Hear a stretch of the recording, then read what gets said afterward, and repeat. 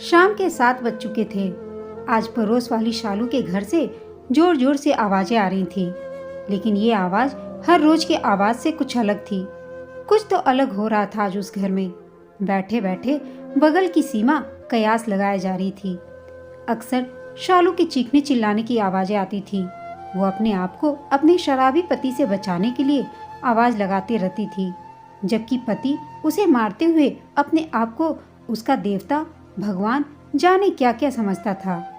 जब सीमा से बर्दाश्त नहीं हुआ तो उसने अपने घर से बाहर निकलकर देखा तो शालू के घर के बाहर भीड़ इकट्ठी थी, जबकि सास वहां खड़े लोगों से मदद मांग रही थी।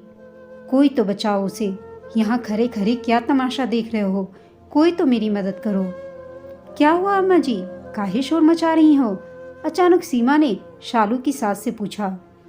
अरे सीमा बिटिया, अच्छा हुआ तू आ गई, बचा ले, आज तू मेरे बेटे को बचा ले। अम्मा, शायद आप गलत बोल रही हो, बेटे को नहीं मेरी बहू को बचा ले, आप यही कहती थी ना हमेशा, सीमा ने जवाब दिया। उसकी बात सुनकर अम्मा बोली, अरे ना रे सीमा, आज बहू को नहीं, आज तो मेरे बेटे को ही बचा ले। आज तो मेरी बहू पर रनचंडी सवार हो गई है, देख कितनी बुरी तरह मेरे बेटे को मार रही है। तुझे तो वो भाभी जी कहती है, शायद तेरी ही बात मान ले वो, मेरी तो वो आज सुन भी नहीं रही है। मेरी देवी जैसी बहू को ना जाने क्या पता आज क्या हो गया है। अम्मा की बात पर सीमा को यकीन नहीं हुआ, पर अंदर से आ रही बचाओ बचाओ की आवाजें तो पुरुष की ही थी, या फिर यूं कह सकते हैं कि मोहन की ही थी। आखिर सीमा अंदर गई तो वाकई नजारा बदला हुआ था। शालू पर वाकई रनचंडी सवार थी। बाल बिखरे हुए, साड़ी का पल्लू कमर में खोसे हुए, पूरी रनचंडी मार लग रही थी। जिस लट से पति हर रोज उसे मारता था, उसी लट को लेकर अपने पति को अच्छी खासी वह धुलाई कर रही थी और साथ ही साथ बोले जा रही थी, तू और देवता, तू तो इंसान कहलाने लायक भी नहीं है। आज तुझे ना छोड़ने वाली मैं। मेरे सीधेपन का बहुत फायदा उठाया तूने। समझता क्या है तू अपने आप को? बीवी हूँ तेरी, तेरे घर की नौकरानी नहीं। तू जो अपनी मर्जी में आएगा वो करेगा।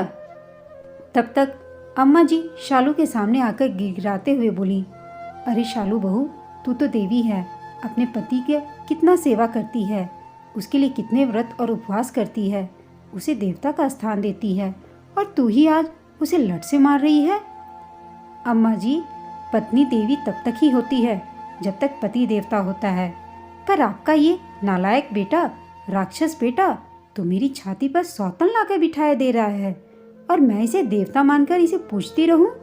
काहे अम्मा जी, हाथ पैर तोड़कर ना बिठा दूं इसे तो मेरा भी नाम नहीं। कहती कहती शालू लट लेकर अपने पति मोहन पर वार करने लगी, तो सीमा ने आकर उसे रोक लिया। अरे बस कर शालू, कितना मारेगी इसे? देख मार मार के सुझा दिया है उसको तूने। आखिर बात क्या हो गई? तेरे लिए तो तेरा पति देवता था ना, फिर आज क्यों मार रही है उसे? देवता? ये राक्षस और देवता? मैंने इस जैसे निकम्मे इंसान को भी अपना देवता माना, अपने सिर आंखों पर बैठाया सीमा दी, इसकी मार खाई, पर हमेशा यह सोचकर चुप रह गई कि कम से कम मैं सुहागन तो हूँ। ये मुझे कितना मारता था, फिर भी इसके परिवार को अपना मानकर हमेशा मैंने अपनी जिम्मेदारी निभाई, लेकिन ये मेरी छाती पर सौतन लेकर आ गया और लाकर उसे मेरे ही कमरे में मेरे ही बिस्तर पर बिठा दिया। ऊपर से डंके की चोट पर कह रहा है कि मैं उससे शादी करूंगा। कहते हुए शालू की आंखों से आग बरस रही थी। आखिर गलत भी तो नहीं कर रही थी वह। कितनी बुरी तरह से मोहन मारता था उसे, पर फिर भी उसे सिर आंखों पर बिठाए रखती थी शालू। और ये तो सीमा ने उस दिन अपनी आंखों से साक्षात देखा भी था। उस दिन शालू रसोई में काम कर रही थी, जबकि सीमा उसकी सास के पास बैठकर बातें कर रही थी। तभी दरवाजे पर दस्तक हुई। इस समय कौन आया होगा? काम भी नहीं करने देते हैं, हमेशा काम के समय ही कोई ना कोई आ जाता है। कहती कहती शालू ने जाकर दरवाजा खोला तो सामने मोहन खड़ा हुआ था। खड़ा क्या था, लड़खड़ा रहा था। ना आंखें पूरी तरह से खुल रखी थी और ना ही जमीन पर टिक रहे थे। पूरी तरह से शराब के नशे में धुत था वह। उसे देखते ही शालू बोली, अरे इतनी शराब क्यों पीते हो तुम? खुद के पैरों पर भी खड़े नहीं रह पाते। तुझे क्या पता मेरे दिमाग में कितनी टेंशन है, मोहन अपनी लड़खड़ाती जबान से बोला। टेंशन तो मुझे भी होती है। राशन की टेंशन, बच्चों के स्कूल की टेंशन, घर के काम की टेंशन, सास की तबीयत की टेंशन, ऊपर से पति शराब पीता है उसकी टेंशन। तो तुम्हारी तरह क्या शराब पीकर मैं भी टुल हो जाऊं? जो बस बहाना है, मेरे दिमाग में कितनी टेंशन है। बरबराती हुई शालू मोहन को सहारा देकर घर में ले आई। चुप कर, कोई अपने देवता से ऐसे बात करता है? याद रख, तेरी मांग में मेरा सिंदूर है। पति हूँ मैं तेरा, तेरा देवता हूँ। शालू ने मोहन की बात सुनकर चुप रहना ही ठीक समझा और मोहन को बाहर वाले पलंग पर लिटाकर वापस रसोई में आ गई और उसके लिए पानी का गिलास लेकर आई। बस यही बात मोहन ने पकड़ ली। क्यों रे, मुझे बस पानी पिलाएगी तू? आदमी बाहर से थका हारा कमा कर आया है, बजाय उसे खाना खिलाने के पानी पिला रही है तू? कहते कहते मोहन ने शालू के हाथ से पानी का गिलास लिया और जोर से जमीन पर फेंक दिया। यह देखकर अम्मा जी बोली, अरे रोटी तो बना ही रही है, 2-5 मिनट बैठ, वो रोटी लेकर आ रही है। अम्मा बीच में मत बोल, काहे 2-5 मिनट बैठूं मैं इस घर से रोटी बनाने के लिए ही तो इसे लाया हूँ, मुफ्त की रोटी खिलाने के लिए नहीं लाया। अम्मा की बात सुनकर मोहन भड़कते हुए बोला। यह देखकर सीमा तो वहां से जाने को हुई, पर इतने में मोहन का लठ उठाकर शालू को पीटने लगा। सीमा तो यह देखकर हक्की बक्की रह गई, जबकि अम्मा जी उसे अपने बेटे के कोप से बचाने की कोशिश करने लगी तो उसने अम्मा को ही धक्का देकर एक तरफ कर दिया। किसी तरह शालू ने भागकर रसोई का दरवाजा अंदर से बंद कर दिया, लेकिन मोहन वो तो रसोई के दरवाजे को ही पीटे जा रहा था। जबकि सीमा ने कभी अपनी जिंदगी में यह सब देखा नहीं, तो उसे समझ ही नहीं आया कि वो क्या करे। आखिर थक हार कर मोहन खुद ही पलंग पर आकर गिर गया। थोड़ी देर बाद जब शांति हुई तो शालू ने खुद ही दरवाजा खोल लिया। सीमा ने कुछ मदद के लिए कहा तो शालू बोली, आप रहने दो भाभी जी, ये तो इनका रोज का है, अब बस हम भी खाना खाकर सोएंगे। शालू ने इतनी आसानी से यह सब कह दिया कि सीमा को कुछ समझ ही नहीं आया। वह चुपचाप अपने घर आ गई। दूसरे दिन वट सावित्री व्रत था। जब वो मंदिर पूजा के लिए गई तो वहां शालू को देखकर हैरान रह गई। शालू पूरा श्रृंगार कर वट सावित्री की पूजा करने आई थी। सीमा तो एक पल सोचती ही रह गई कि अगर मेरा पति मेरे साथ ऐसा करे तो मैं तो कभी उसके लिए पूजा ना करूं। और ये शालू, तुमने भी व्रत रखा है? सीमा के मुंह से अचानक निकल गया। हाँ भाभी जी, आखिर मैं भी तो सुहागन हूँ, मैं भी तो अपने पति की लंबी उम्र के लिए व्रत रखूंगी, शालू ने कहा। पर कल तो उसने, कहते कहते सीमा चुप हो गई। अब भाभी जी, मारता है पीटता है, पर जैसा भी है मेरा पति है, मेरे लिए देवता है वो है तो ही तो समाज में मेरा सम्मान है, कहकर शालू पूजा करने लगी। सीमा तो उसे देखती ही रह गई।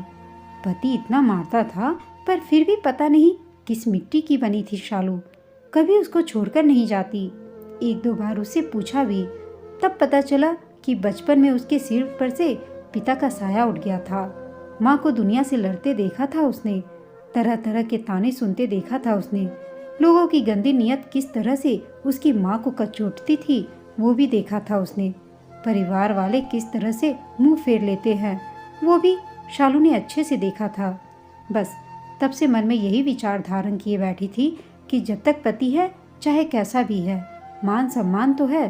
आपकी मांग में सिंदूर है तो किसी की बुरी नज़र आपको नहीं कचोटेगी।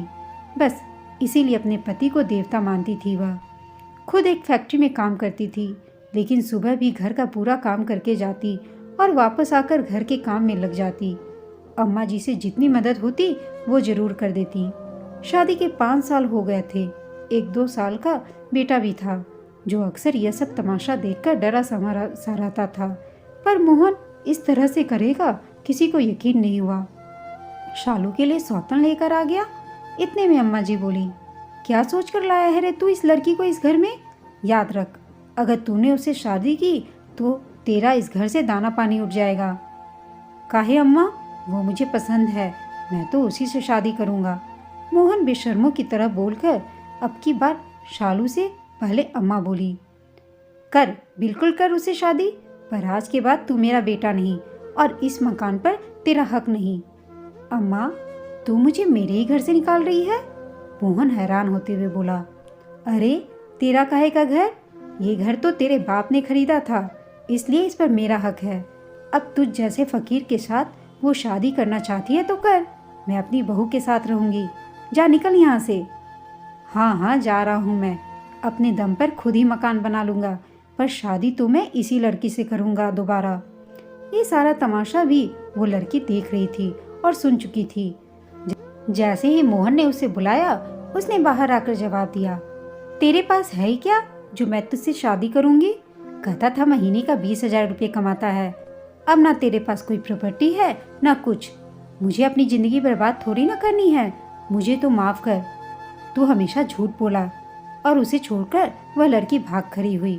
उस लड़की के इस बर्ताव से मोहन को करारा झटका लगा, पर अब जाए तो जाए कहाँ। उसने पलटकर शालू की तरफ देखा तो शालू ने कहा, ना, अब मुझे देवी बनने का शौक नहीं। तुम्हें इस घर में रहना है तो इज्जत से रहो। अम्मा ने मेरा साथ दिया है, उनका गलत नहीं करूँगी, पर अब मुझसे ज़्यादा उम्मीद मत करना। पति हो पति ही बनकर रहो, देवता बनने की कोशिश मत करना। कहकर शालू अपने बेटे को लेकर अंदर चली गई। मोहन उसी घर में रहता है, पर अब शालू उसे इतना ज़्यादा तवज्जो नहीं देती। 1-2 बार शराब पीकर घर में घुसकर हंगामा करने की भी कोशिश की थी, तो शालू ने उसे पुलिस के हाथों पिटवा दिया। अपने आप को मोहन को अब अकल आ गई कि पत्नी अब उसे देवता नहीं इंसान ही समझती है। शालू ने तो मोहन को इंसान से भी बढ़कर प्यार दिया, उसका मान सम्मान किया, लेकिन मोहन ने इसका गलत ही उपयोग किया। वह उसे अपना गुलाम बनाकर रखना चाहता था, लेकिन आज शालू ने भी उसे सबक सिखा दिया कि पत्नी केवल गुलाम नहीं बल्कि अपने मान सम्मान के लिए वह देवी भी बन सकती है। दोस्तों, आपको यह कहानी कैसी लगी कमेंट करके बताइएगा। साथ ही कहानी अच्छी लगी हो तो इसे लाइक शेयर और चैनल को सब्सक्राइब अवश्य कीजिएगा। कहानी सुनने के लिए आप सबका धन्यवाद।